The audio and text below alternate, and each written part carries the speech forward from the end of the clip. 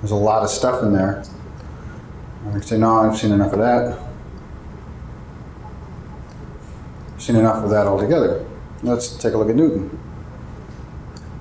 So I want to see the biography on Newton. Who is this guy? Wait a minute, there's a picture here. So I'll take a look at the picture. Oh, wait a minute, I've seen enough. Let's just keep going. And so forth, at all levels. Sometimes it may be phrases.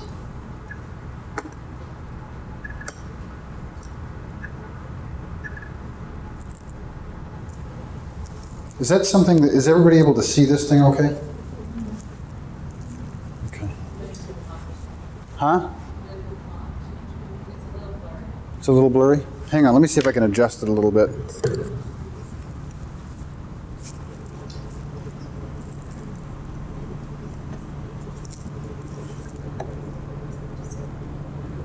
Anybody want to comment on when that's getting better?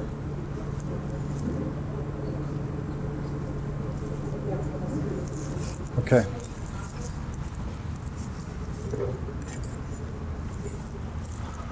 Okay. Now, in addition to this process, which we call the quick reference process, and let me demonstrate once again something that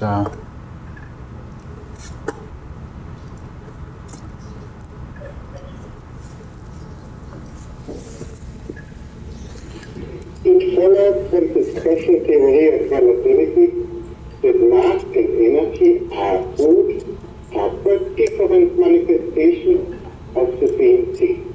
A somewhat unfamiliar conception for the average mind. So sounds, static images, dynamic simulations, movies. The point isn't what's running up there. The point is the relationship between what's being called forth and what's being needed in real time between the learner and a world full of resources.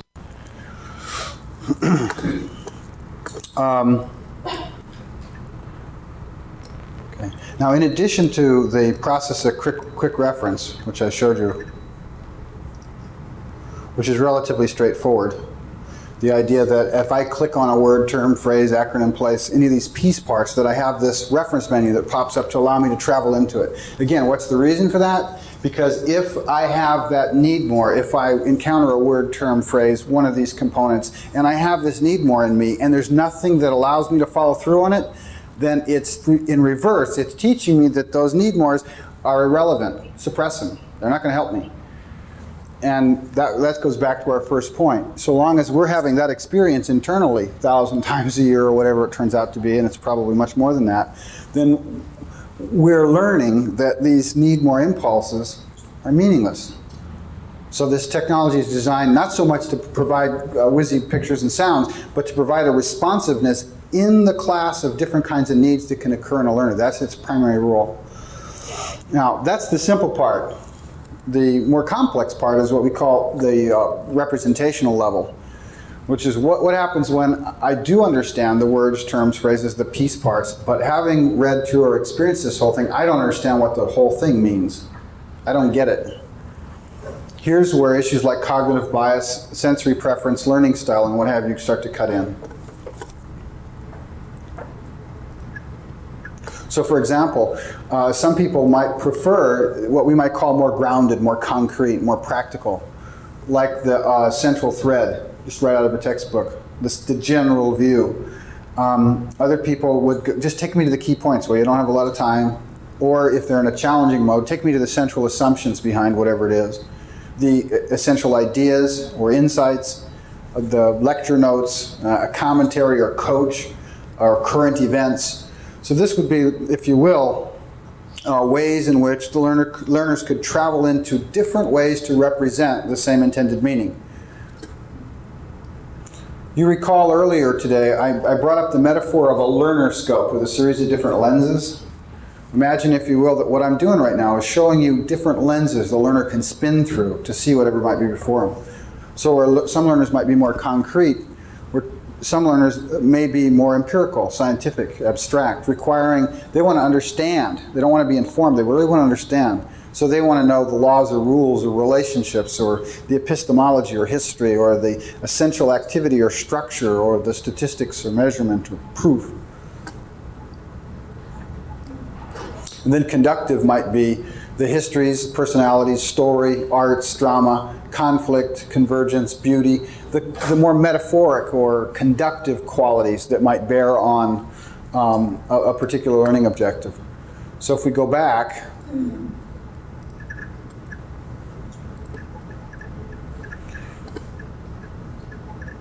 notice right now I'm in the central thread. I say, well, wait a minute, this don't get it for me. I want to just get the key points and move along with this.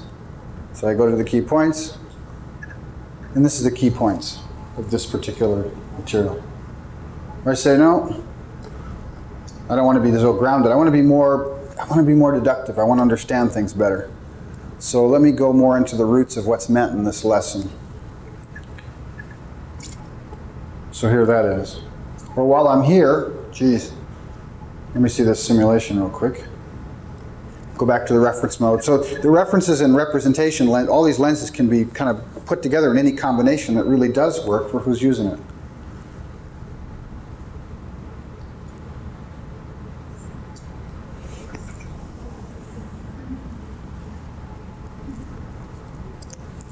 Seen enough, we'll move along. Or somebody say, well, wait a minute, I don't want to stay inside this, I want to see what else is available. The whole system drops down and allows somebody to jump into a simulator. Still all connected by the same system, right? And you can't see that very well, but this particular simulator, which is not the point, by the way, I'm not trying to show any one piece of software, I'm trying to show the relationship that's possible. Okay, so I've seen a simulator, I said, no, let's go back.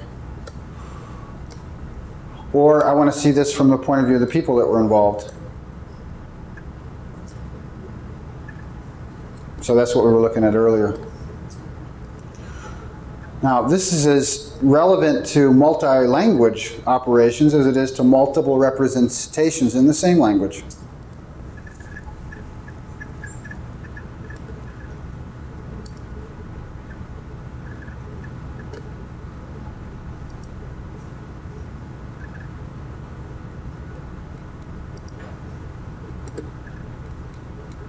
So we can go through here and notice the different things that pop.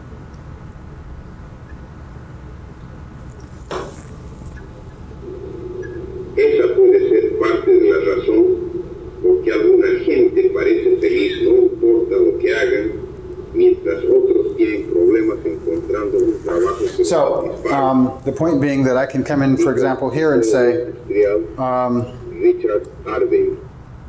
let me switch to different languages and look at this whole thing, both in English and in Spanish, side by side.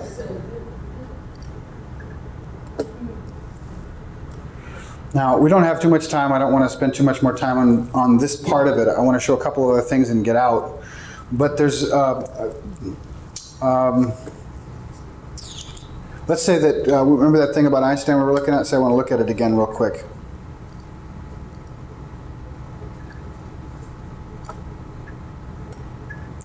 So while I'm here, I can go to this little icon on this side. Let's go back. We wanted Einstein. So there he is. That's the sound. Let's take the biography on Newton and jump back to that real quick. In other words, one of the things this empowers the learner to do is to not only travel through all the different possibilities that are there, but to travel immediately back into their own past travels, either in what we call reference space or in what we call representation space. In other words, where they've been. And the final component of this, again, I want to get complete and just call our attention to, I think that what I'm showing you right now in a modified form as it evolves with different looking buttons that are more obvious to children, although these work with the children we've played with, is a system that this is the way television sets are going to work. Everybody's. This is the way any Nintendo could do this now. This is the kind of this technology is going to become disposable in the next 10 years. It's just going to be the way we relate to information. Whenever relating to information is intended to help facilitate our learning, these kind of qualities of responsivity is going to be what we're talking about.